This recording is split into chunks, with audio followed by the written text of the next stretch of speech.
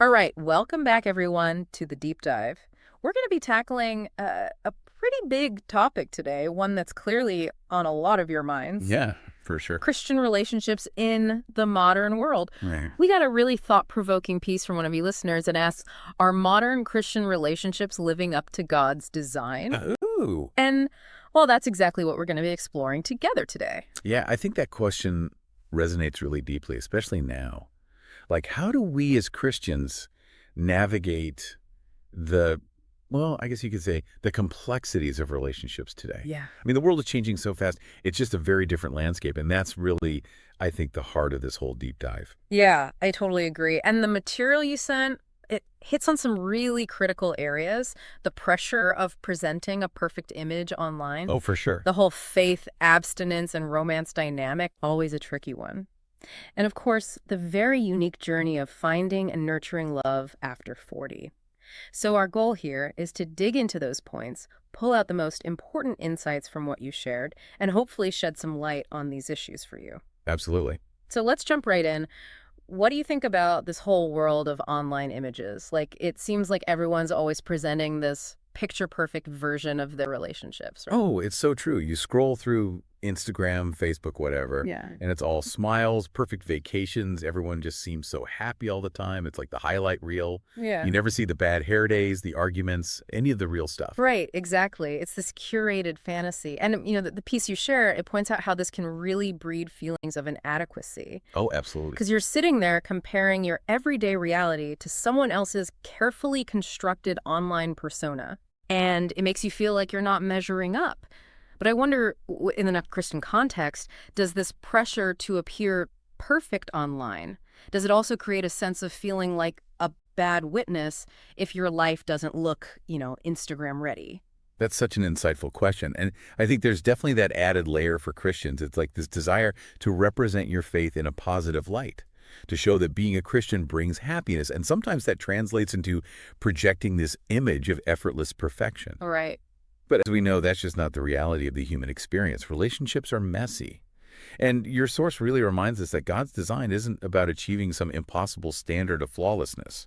It's about authenticity, vulnerability, building trust through sharing who you really are, flaws and all. I mean, look at the Bible, right? It's full of people who messed up, made mistakes, but God still used them.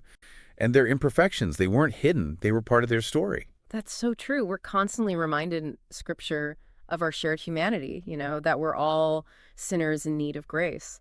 So this whole drive to present this perfect relationship online, it almost feels like we're trying to bypass that fundamental truth. Like we're chasing this worldly ideal instead of embracing the godly reality. Yeah, I think you're absolutely right. So for you listening, how much do you think these external portrayals, how much do they influence how you see your own relationships or what you hope for in the future?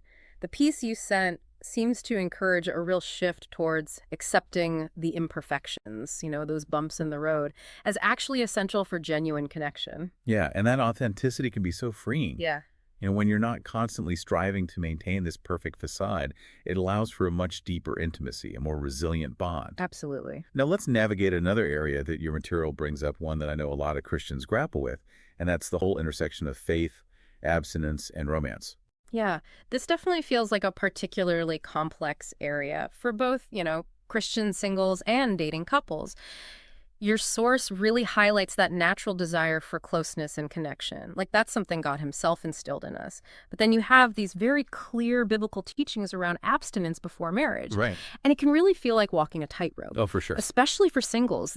The piece really emphasizes that. You have this longing for partnership, for romantic love, but it's within this framework that calls for celibacy until marriage. And that is a significant commitment. I imagine it can feel pretty isolating at times. It absolutely can. And for couples who are dating and committed to abstinence, the challenge becomes, how do you nurture romance? How do you express love and affection in ways that are meaningful without crossing those physical boundaries? It really requires intentionality. And your source material actually reframes this in a really interesting way. It suggests that embracing abstinence, it isn't just about restriction. It's about creating space for a deeper emotional and spiritual intimacy to grow. What are your thoughts on that? I mean, that shift in perspective, what do you think?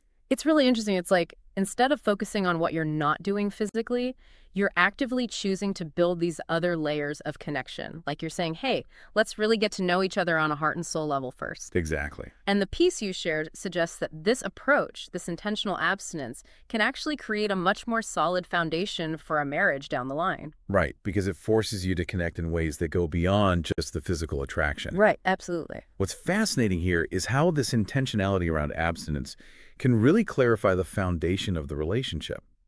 When the physical aspect isn't the primary focus, you're compelled to connect through communication, shared values, and that mutual commitment to your faith. Right, that's so important. And your source rightly emphasizes the crucial role of finding a partner who shares that deeply held commitment to both faith and purity. That shared understanding can be a real anchor, especially in those challenging moments. Now, let's shift gears a bit and talk about a different stage of life and relationships, dating and marriage after 40. Yeah, this is an area that often doesn't get as much attention as it should. For sure. And it feels like a whole different ball game compared to, dating in your 20s. Your material points out that for singles over 40, there's often this real balancing act between wanting companionship, Right. but also really valuing the independence they've built. Absolutely. And there can be a greater sense of caution, too, maybe informed by past relationship experiences. Do you think that past experience shapes their approach to trust? I think that caution is completely understandable. After navigating previous relationships, maybe even a divorce, there's a heightened awareness of potential pitfalls. And people in this stage of life often have a stronger sense of self, of what they want in a partner. And as your piece notes, finding someone who not only shares your faith, but also aligns with your established values and your vision for the future, that becomes even more critical. For sure. And the source also touches on this idea of a second chance at love, which can bring its own unique pressures and expectations. Yeah, absolutely. There might be this feeling of needing to get it right this time, or maybe comparing a new relationship to what was before. And on the flip side, for couples who've been married for many years and are navigating life after 40, the challenges shift as well. Your material mentions the ongoing need to stay connected both spiritually and emotionally amidst things like, raising older children, managing financial changes, and just the realities of aging. What are some ways that couples who've been together for a long time, how can they actively nurture that spiritual connection as life gets busier? That's such a vital question. And I think the source material really hints at the importance of intentionality here. It's not something that will just automatically sustain itself over decades. Making a conscious effort to continue praying together, to discuss your faith and how it impacts your lives, to support each other in your individual spiritual journeys, all of that becomes so crucial. Makes sense. Your source also emphasizes the need for patience and consistent communication, especially when navigating those inevitable challenges that come up over a long life together. And ultimately, keeping God at the center, that provides that shared foundation that you need to weather the storms. Yeah. And, your piece really underscores that God's design for relationships, it's not age-dependent. Building a strong, faith-filled relationship is always possible. It just requires different kinds of focus and intentionality at different stages. I love that. Okay, so we've explored the pressures of online life, the complexities of faith and romance, and the nuances of relationships later in life. But let's step back for a second and look at the overarching theme that your source material consistently returns to: the foundational importance of God in all Christian relationships. This is truly the cornerstone. Your piece rightly asserts that whether you're single, dating, or married, prioritizing your relationship with God is paramount, especially in a world that pulls us in so many directions. It's like having this unwavering compass always pointing you in the right direction. It's like an anchor, too. It is, yeah. When your relationship with God is central, it gives you the framework to navigate all those other challenges we talked about. The piece you shared emphasizes building relationships on those core biblical principles, treating each other with honor, loving selflessly, and placing God at the heart of your connection. And you know what? Your source even outlines 5 practical ways to strengthen this. That's great. So let's dive into those a little bit. The first one is praying together. How does that shared act, how does it deepen a couple's bond, or even, for individuals seeking a godly relationship? Praying together is a powerful act of vulnerability and unity. It's approaching God together, laying your concerns, joys, and your relationship itself before Him. And it fosters a deeper spiritual intimacy. It reinforces the idea that God is central to your lives, both individually and as a couple. That makes so much sense. The second point is serving together. How does working side by side, whether it's in ministry or just within your community, how does that strengthen a relationship? Serving together allows you to see each other's hearts in action. It reveals shared values, a common mission. Whether you're volunteering at your church, contributing to a cause you both believe in, working towards something bigger than yourselves, strengthens your bond and keeps your focus outward, grounded in those shared principles. Love that. Number three is setting boundaries. In our always connected world, why is this so crucial for protecting a Christian relationship? Boundaries act as protective walls. In a world saturated with social media and all these external pressures, clear boundaries are crucial. Whether it's around privacy, physical intimacy before marriage, or even how you engage with others online, these boundaries safeguard the relationship. They allow trust and intimacy to grow within a safe space. The fourth point is cultivating communication. It seems obvious, but what specific aspects does your source emphasize? The piece stresses open and honest communication on all levels, discussing your struggles, desires, dreams, and even fears. It's about creating a safe space where both individuals can be vulnerable with each other. The source also highlights the value of seeking mentorship or guidance from trusted Christian leaders or counselors when needed. It's a reminder that you don't have to navigate every challenge alone. So important. And finally, the fifth way is trusting God's timing. How does this apply to both singles longing for a relationship and couples facing difficulties? For singles, trusting God's timing means having faith that He has a plan for their lives, for their relationships, even when it doesn't line up with their own timelines. It's about releasing control and trusting in His wisdom.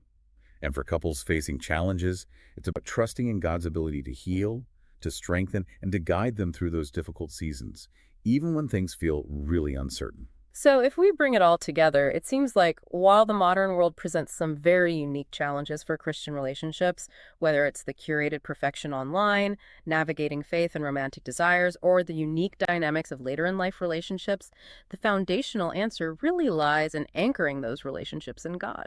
Absolutely. Your source concludes that despite these complexities, Christian relationships still hold incredible potential for growth and deep connection. The key is to remember that God's blueprint for love extends far beyond fleeting emotions. It's rooted in faith, commitment, and a deep trust in Him. It's a powerful reminder to shift our focus away from chasing some elusive, flawless image and instead embrace the real, sometimes messy, but ultimately far more meaningful journey that God has in store for us. And this brings us to a final point for you, our listener. As you reflect on our conversation today and the insights from the material you sent us, what does living out authenticity in Christ truly look like in your own relationships, or as you seek them? And how might intentionally prioritizing that spiritual depth reshape how you view and navigate the pressures of modern dating and marriage? It's a question worth really sitting with. Absolutely. And with that, we'll wrap up this deep dive. Thanks for joining us, everyone. Yeah, thanks for listening. We'll see you next time. See you later.